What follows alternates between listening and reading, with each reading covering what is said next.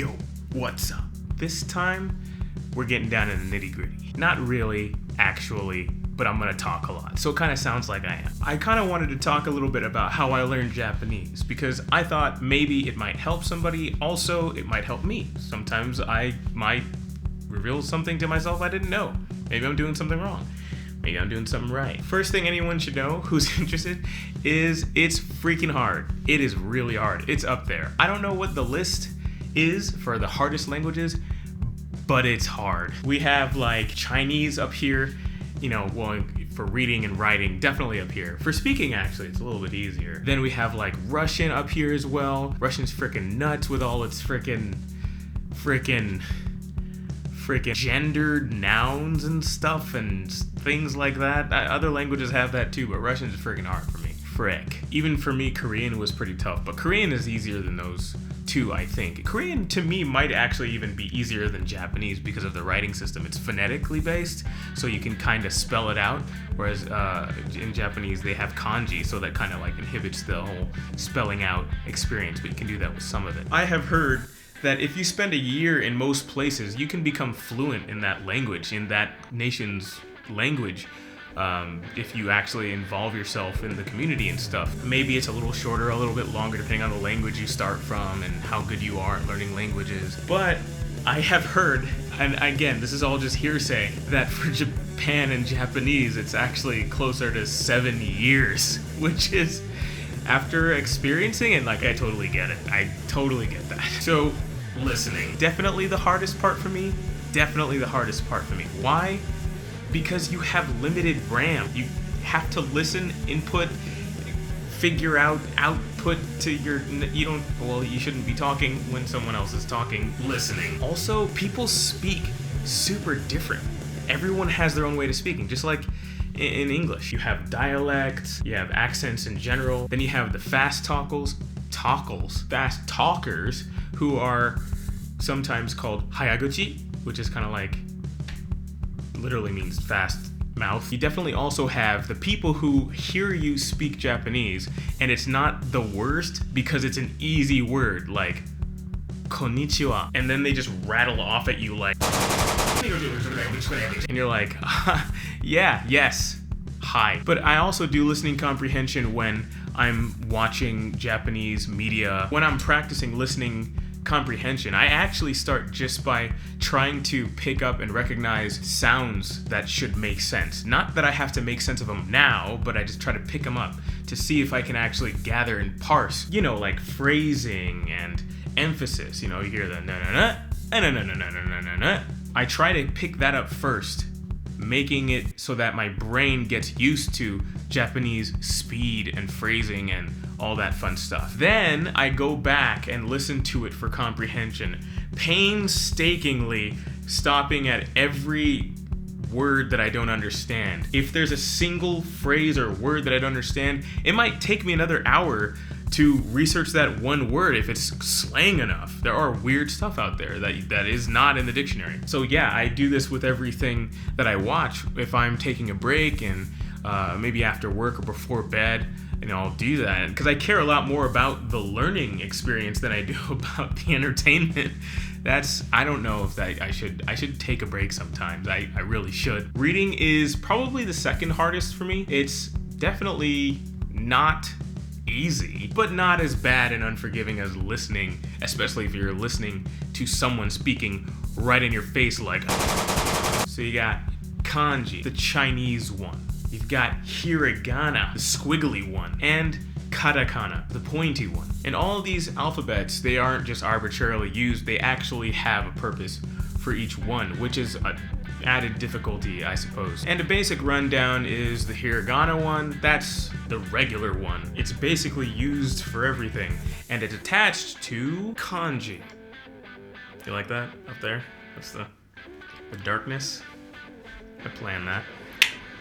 It is hard as frick to learn sometimes. It's hard when it's hard, and it's easy when it's easy. Like, it's easier when it looks like how it should. This isn't helpful to you. Fun fact, Japanese used to actually be all kanji, and then some princess or something made it not that way. It's like, yo, I like loopy stuff because I'm a girl, so I made this loopy alphabet. Oh, I heard you like loops, so I put loops on your loops so you can flip while you flop. Loops on loops, son? She probably said all these things. I read it on the History movie. Shoot, I really want to do a research video on this actually. That would actually be pretty fun. On the origins of katakana, hiragana, kanji. Maybe more content for ya. Katakana is mostly used for borrowed words from other languages like katto, purinto, pesto. These are all Japanese words, seriously, by the way. Ice cream, McDonald's, red jumpsuits apparatus, hot and spicy. I made that last one up. That's just English. That's just me speaking English in a Japanese accent. I'm racist and I should feel racist. Ironically, there is kirihari, which is like cut and paste, like in one word, but that's actual Japanese, but they use katto and pesto. Not harakiri, by the way.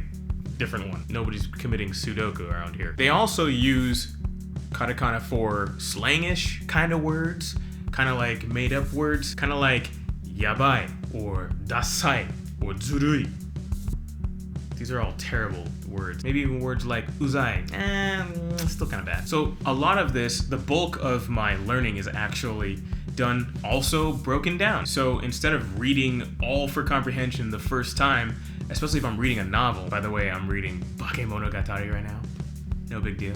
No big deal. I have no idea what it's about. I really don't understand anything. I just read through it, trying to recognize the characters quickly, instead of trying to understand everything as I go. And I actually have noticed a really huge improvement. Like when I go to church and they put up, like a slide or the Lord's Prayer or something that you read together, I'm actually able to read it with other people in the congregation rather than me just pretending I'm reading it like So it's pretty great. I recommend doing that if anyone's like learning a new alphabet or anything like that. Just read it and just kind of flip through trying to understand, words at random, and that's about as random as they could get, in context and in order, from a novel or something. It's been working out pretty good. And the second time I will go through and actually read that same chapter for comprehension. And it honestly feels really good because the first time you really do kind of feel yourself getting faster after, maybe one or two chapters if it's a long enough book. And then you kind of feel like you're reading fast.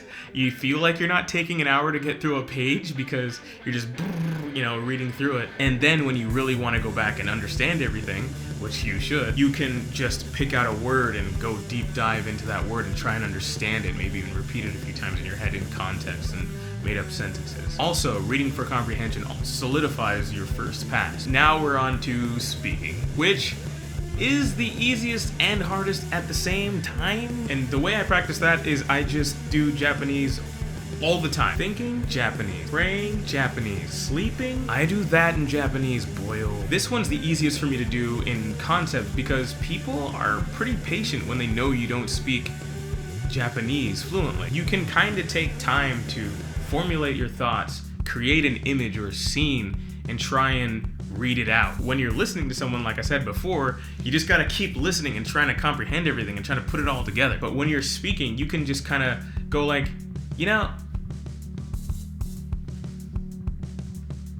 and then speak. I try as hard as I can not to imagine translating my phrase from English because that's actually the least efficient way to do it over time. Yeah, it's faster at first, but it's not as comprehensive of a change. It doesn't change you from the core. You need to really change how you think, not just the translation method, which again, good for short term, not for long term. You need that delayed gratification, if you know what I mean. Why did I say it like this, like I'm trying to sell it to you, or say something kind of sly? Hey kids, you want some delayed gratification? Yeah, I got the Delegrat right here. Delegrat, $4 a pop.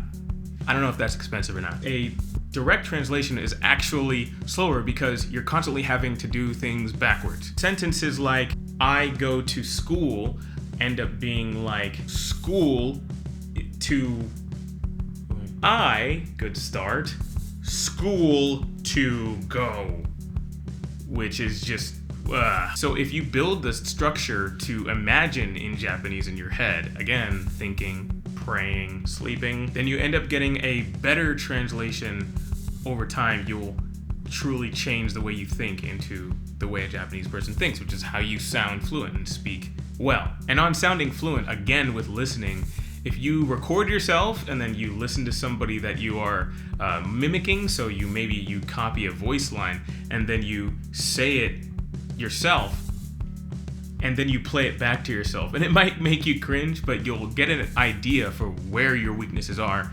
in proper pronunciation and emphasis and phrasing, because they phrase and emphasize different parts of the sentence than we do as well. I mean, yeah, people are patient, like I said, but there's always going to be a moment, even with a really patient person who hears what you're saying, and then they're just like,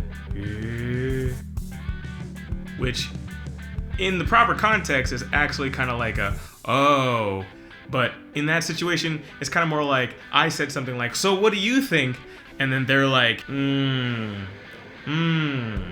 okay, nice. But despite that, you just gotta keep on triangling, friendo. You just gotta stay the course. And eventually you'll surprise yourself with what you can say. Eventually you're gonna say something and it's gonna come out super smooth and super fast and nice and natural, and the accent will even feel good. You can tell. You can feel it like on your tongue. You'll be like, whoa, I just said that. So it's totally worth it. Just keep trying. Just keep going at it, no matter what. It's gonna make you feel like an idiot, but it's the way it is. This is the best things in life.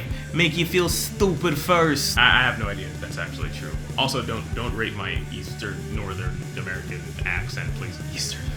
Northeastern. All right, so lastly, practicing writing. This is basically how I practice writing.